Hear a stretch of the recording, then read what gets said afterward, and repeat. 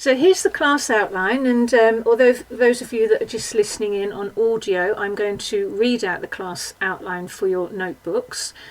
So we're going to start off with the role of the pineal gland, and I'm going to give you a little bit of brain anatomy here. Then sleep cycles and REM, and that's important for you to know the brain anatomy before we go into the kind of mind anatomy. So that when you're sort of decoding your own dreams and thinking about the subconscious part of the mind, you can really locate it in a kind of location map. And then why do we dream, and why do we go to sleep? And then losing consciousness, and then I'll go into the language of the subconscious mind. Now, why I'm really excited about this class is because this is totally the area that fascinates me. Because we go into a different language than you might, for example, if you're studying psychology, you'll do it in your own languages or English or whatever language. But when we look at the subconscious part of the mind, it's a completely different language altogether. And it's a very rare language. So then we're going to look at some common dream symbols, and I'm sure some of you will say, oh, I recognise that one. I'm going to take you away completely from what I call pop psychology, so pop dream dictionaries. That's for people that just want to do a quick look on what a symbol means, but that's not how to do proper dream analysis. So we'll look at the common symbols, and then we'll look at something that's even more rare than the language of the subconscious. It's something that I've taught myself, but if you don't know about this, then you won't even know that you don't know about it, and that's symbolic sight. Those of you that have got video, you can see here that where this all gets very exciting and links to many disciplines actually, is the pineal gland. Now the pineal gland sits just behind your nose, where kind of the main nuts and bolts of your brain is. So your main computer, so not the whole brain, the actual central dashboard, if you like, lives behind your nose. And those of you that do any kind of meditation or spirituality, you might have heard of the pineal gland referred to as the third eye.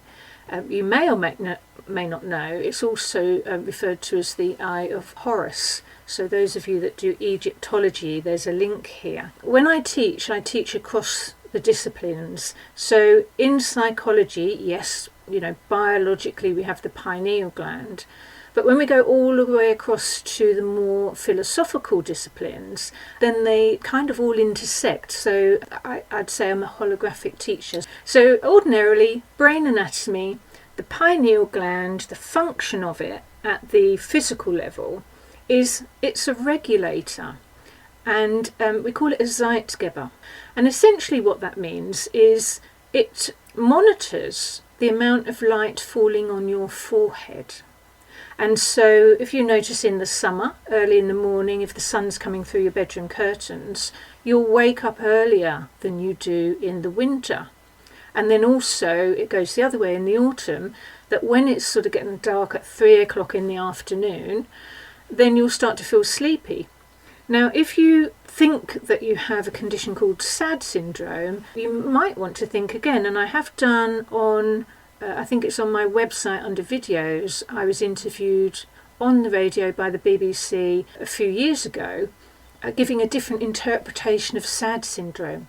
You see, chemically, the pineal gland is really important because it regulates our circadian and our sleep rhythms. And so if you find that, if you say to me, well, I really can't sleep, I'm not sleeping very well, the first thing I would say to you is there too much light in your bedroom?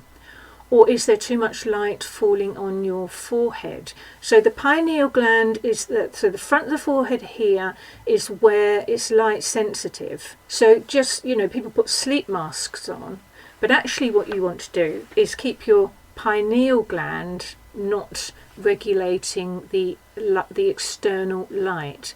So it's important that we keep this knowledge, because you don't really want to start taking melatonin or thinking you have any sleep condition, when firstly it can quite simply be, at the very biological level, that you've got too much light falling on your forehead, or that you sleep where cars are coming past, and as they do, the headlamps come into your bedroom. This system that we're going to look at tonight is really finely tuned. It's a finely tuned chemical system, and we want to be in synthesis with nature and get really good night's sleep.